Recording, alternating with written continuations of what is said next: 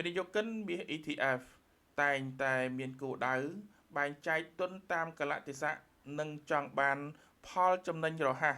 ខណៈដែលអ្នកវិនិយោគទៅលើមាសដុំនិងកាក់ស្វែងរកការរក្សាតម្លៃនៅក្នុងរយៈពេលវែងអ្នកស្រីបាននិយាយថាលំហូរ ETF គឺមានភាពប្រែប្រួលខ្លាំងជាងតម្រូវការមាសដុំនិងកាក់មាសពីព្រោះវិនិយោគិន ETF ងាយឆ្លើយតបទៅនឹងតម្លៃនិងសក្តានុពលទីផ្សារបច្ចុប្បន្នអ្នកស្រីបន្ថែមថាពួកគេនឹងលក់ចេញប្រសិនបើតម្លៃធ្លាក់ចុះក្នុងរយៈពេលប៉ុន្មានសប្តាហ៍ដូច្នេះការពឹងផ្អែកខ្លាំងទៅលើលំហូរ ETF នឹងបង្កើនភាពមិនថិតថេរនៃតម្លៃមាសទេ